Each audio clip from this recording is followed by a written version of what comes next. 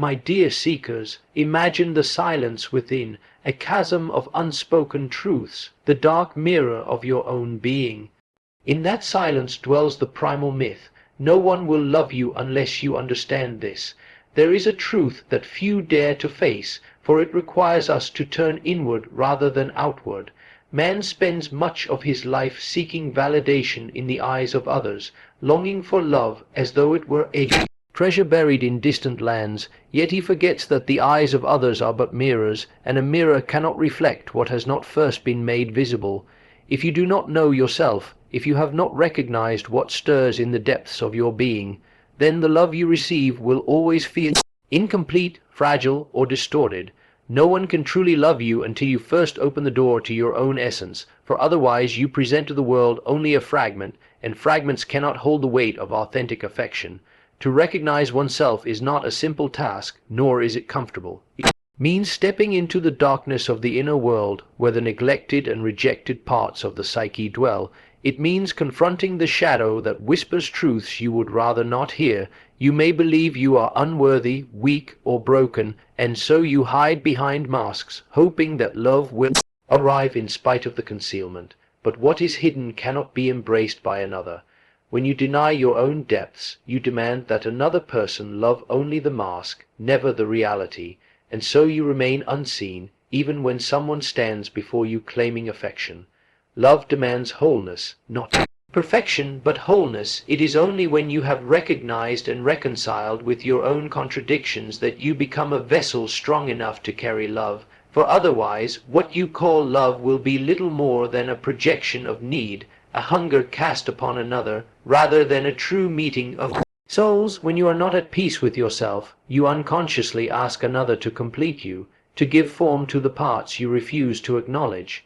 But this is not love, it is dependency masquerading as intimacy, and dependency collapses under the weight of reality, for no human can carry the burden of being the missing half of another. The recognition of self transforms this. When you turn inward and dare to see both your light and your darkness, something remarkable begins. The hunger to be completed lessens, for you see that you are already whole. The need for another to reflect only your desirable qualities dissolves, for you can now hold even the qualities you once despised. And in this newfound wholeness, when you meet another, you no longer demand that they serve as your mirror or savior. Instead, you encounter them as they are, free from the distorting projections of your unrecognized soul. This is the ground upon which true love is possible, a love that sees, a love that affirms, a love that does not bind but liberates. The tragedy of so many relationships is not that love is absent, but that self-recognition is absent. Without it, we seek in the other what we have not dared to seek in ourselves. We long for acceptance, yet we have not accepted our own hidden wounds. We yearn for respect, yet we secretly despise parts of our own being. We demand loyalty, yet we betray ourselves in silence. What we refuse to recognize in the depths of our own heart becomes the invisible barrier that blocks the love we so desperately crave. The partner may stand ready to give, but the gift cannot penetrate, because the soul that has not been seen by itself cannot truly receive. This is why the journey of love is first the journey of self. The most essential act is not to cry out for someone to see you, but to look inward with courage and see yourself. To bring into light the neglected child within, the hidden fears, the silent hopes, to admit what you have denied, to embrace what you have avoided, to make peace with the contradictions that make you human. It is in this act of inner recognition that you become open to love, because at last you are not demanding from another what you have refused yourself. Then, when love comes, it does not arrive as a desperate thirst, but as a meeting of equals. It flows not from a place of deficiency, but from abundance. You are no longer seeking someone to patch the holes in your being, but someone with whom to share the fullness of life. And such love is of an entirely different order. It is not the anxious grasping of two incomplete souls, but the radiant exchange of two beings who have faced themselves and are unafraid of being seen. Thus the secret is revealed. Love cannot be given to the mask, nor can it be received by the fragmented self. Only when you have recognized your own depth, with all its shadows and all its light, do you become truly visible, and only the visible can be loved. We are deceived when we imagine that love begins in the other. What we call love is often nothing more than a reflection of our own unspoken desires, a projection cast upon another person as though they were a screen. The psyche contains hidden longings, archetypal forces, and forgotten fragments of the self. When these forces are not consciously recognized, they do not disappear, they seek expression. They find it in the figures we meet in the outer world. What you think you adore in another is often an unlived possibility of your own soul, shining back at you through their presence. This is why attraction so often feels like destiny. It strikes suddenly, without reason, as if orchestrated by some secret law. One glance, one gesture, one tone of voice, and you are captured. But what has captured you is not merely the person before you, it is the reflection of your own unconscious longing. You sense in them something you have been unable to claim within yourself, and this awakens a fascination that feels fated. The other becomes a mirror, revealing back to you the parts of your being that you have not dared to own. Yet this process is dangerous as well as illuminating, for when you mistake projection for reality, you no longer see the other as they are. You demand that they live up to an image, that they embody your ideal, that they carry the burden of your unlived life. In this way, relationships become fragile, for the weight of your unconscious longings eventually crushes reality of the other. They cannot forever remain the reflection of your dream. They reveal their own contradictions, their own humanity, and the illusion shatters. What once felt like divine love can turn into bitter disappointment, not because love was false, but because the foundation was projection rather than recognition. This is why inner work is indispensable. You must ask, what is it in the other that stirs such intensity in me? Why do I feel that they complete me, or awaken me, or redeem me? The answer is seldom about them. It is about what lies dormant in you. Perhaps you see in them a courage you have never dared to embody. Perhaps it is tenderness or creativity or the freedom to live without apology. Whatever it may be, it belongs not only to them but to you, waiting to be brought forth from your depths. When you claim it, the projection dissolves, and you are left with a clearer vision of the person before you. The dissolution of projection is painful, for it strips away the enchantment, yet it is also liberating, because only now can genuine love arise. To love another is to see them as they are, not as a vessel for your unrecognized desires. When projection falls, what remains is reality, a human being with light and shadow, virtues and flaws. If you can love them in their reality, then you have discovered something greater than projection. You have discovered the possibility of true encounter. But projection is not an error to be eradicated, it is also a teacher. It reveals what lies within you, what you must integrate. Every overwhelming infatuation, every inexplicable bond, every surge of attraction or repulsion carries a message from the unconscious. It tells you what part of yourself you have yet to meet. The task, then, is not to condemn projection, but to use it as a path of self-knowledge. When you recognize your own image reflected in the other, you begin to withdraw it gently, reclaiming it as your own. This act does not diminish the relationship, it purifies it. You are no longer bound by illusion, but free to love from a place of wholeness. What appears in the beloved is therefore a revelation of the soul. The danger is to confuse the revelation with the person, as though they alone carried the secret. But the truth is deeper. They only awakened what was already within you. The fire they sparked was always yours, waiting for the right encounter to ignite it. When you realize this, you stop demanding salvation from others and begin the work of embodying what has been projected. Thus, the mirror of unconscious longing is both a trap and a doorway. If you remain unconscious, you will wander endlessly, searching for someone to complete you, and each time the projection fades you will feel betrayed. But if you awaken, you see that the longing was always a summons from within. The other was the messenger, not the source. And when you accept the message, you become more whole, more real, more capable of love that is not a projection but a meeting of two souls who see and accept one another as they truly are. In this way, what begins as illusion becomes a path to truth. The mirror shatters, and yet in the fragments you discover yourself, and only then, standing in the light of your own recognition, can you extend love that is no longer a demand or an illusion, but a gift born of authenticity.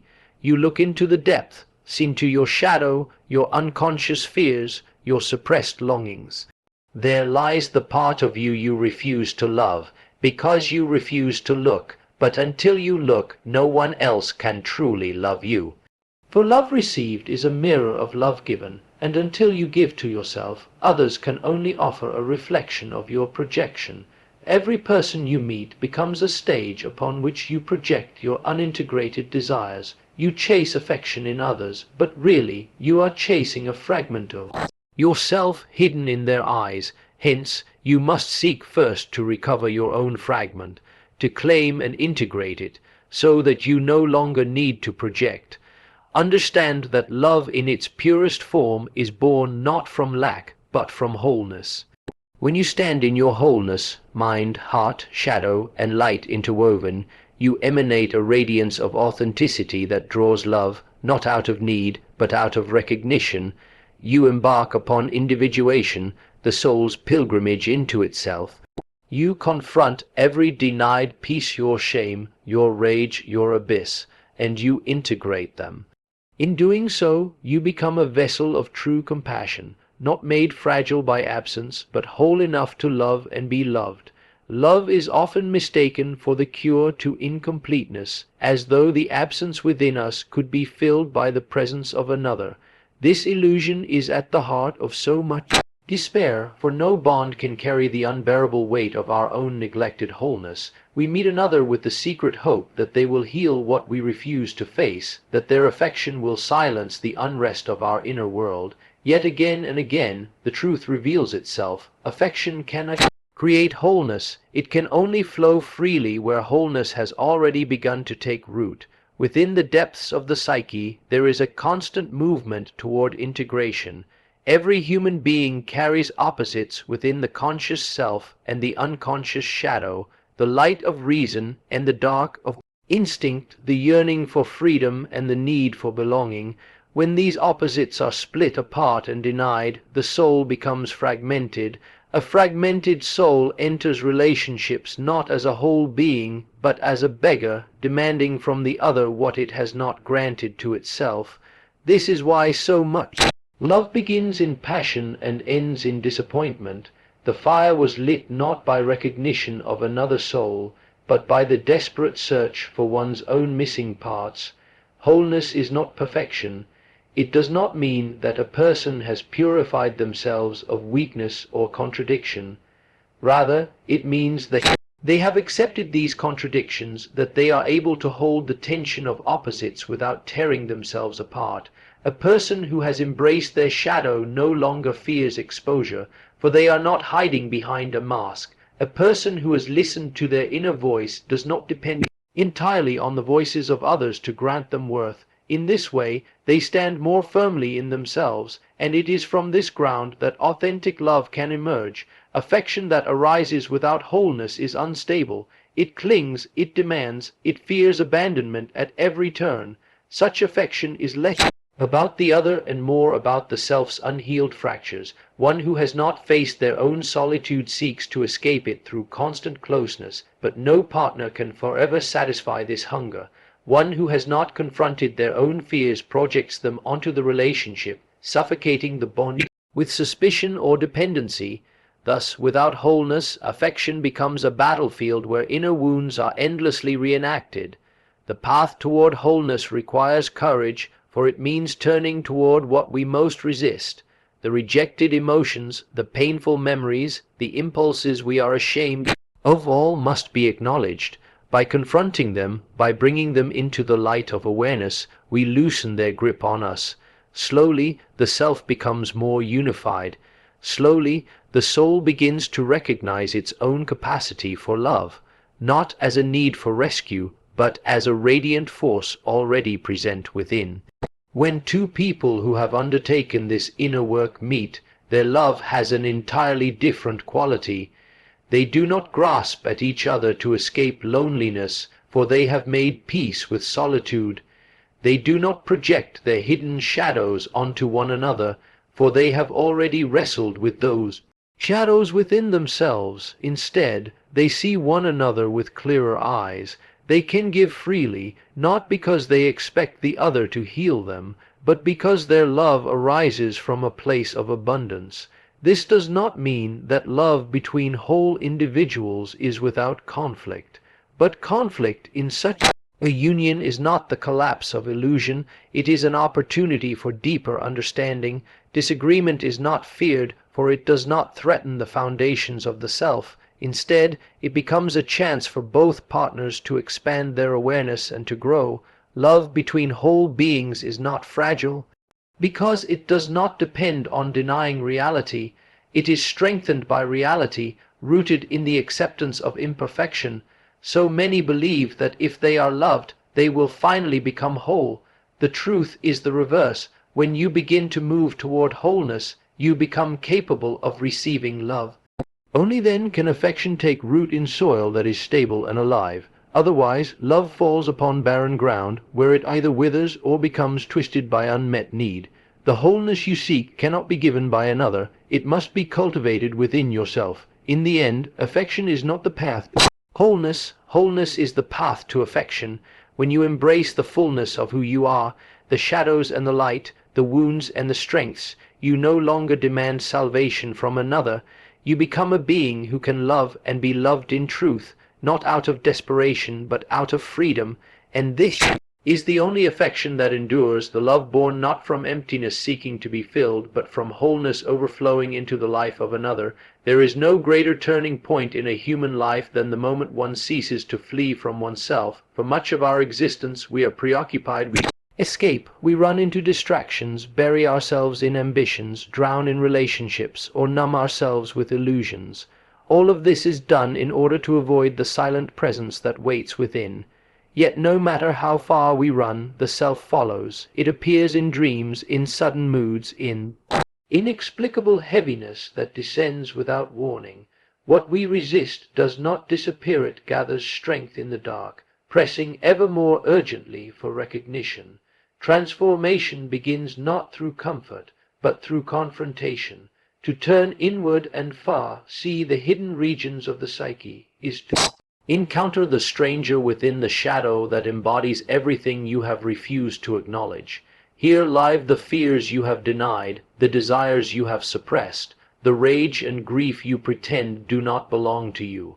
It is tempting to banish these aspects, to imagine that they are not part of you, but to reject them is to remain divided, and division within the soul breeds conflict, weakness, and despair.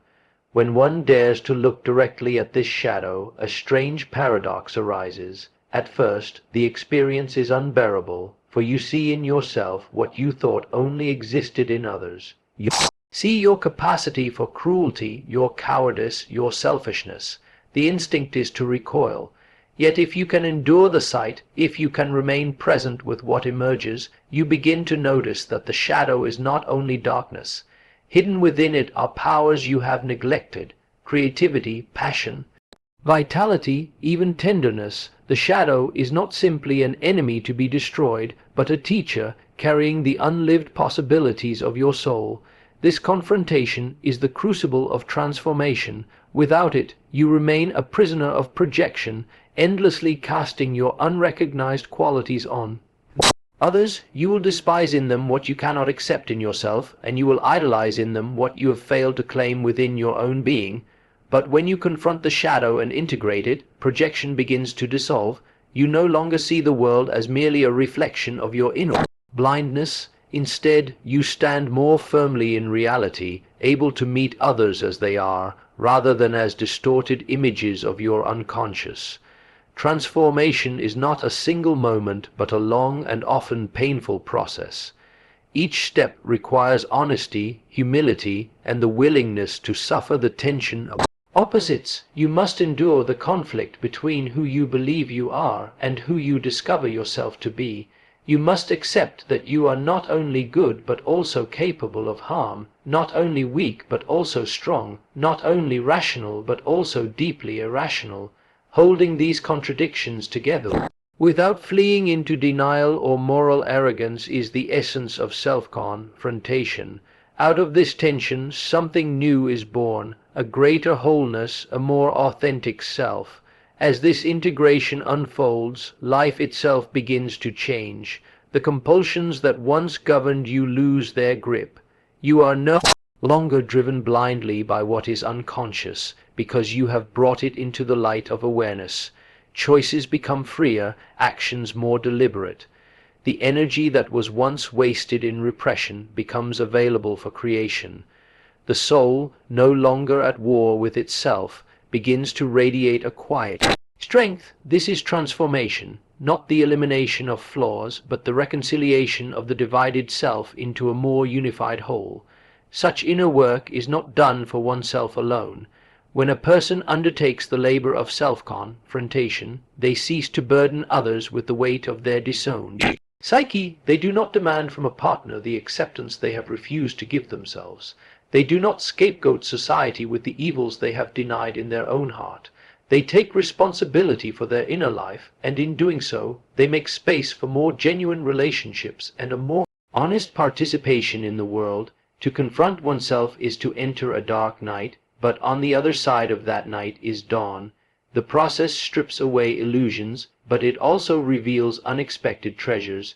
The individual who has faced their shadow does not emerge pure or perfect, but more real, more grounded, more compassionate. They know the depths of their own darkness, and therefore they can understand the struggles of others without judgment. They have suffered their own contradictions, and therefore they are less likely to demand perfection from those around them. In this way, self-confrontation not only transforms the individual, but also becomes a source of healing for the collective. The path is demanding, and many turn away from it, but those who persevere discover that the enemy they feared was in truth the key to their own becoming. By facing what you most wished to avoid, you uncover the hidden fullness of your being. By integrating what was once cast aside, you awaken to a deeper freedom. Transformation through self-confrontation is nothing less than the birth of a more whole and authentic life. So remember, no one will love you until you understand this. Not because the world is cruel, but because until you extend the lantern of comprehension into your deepest caverns, the world only sees your surface. When you light that lantern, when you embrace the wholeness of your being, then love will not seek you out. Love will already be within you, radiating outward, calling others to meet you there. Go, then, not in search of love, but in search of understanding. In the echoes of understanding, you will find that you were never unloved, only unseen by yourself. And so, seeing yourself clearly, love comes naturally from within and without.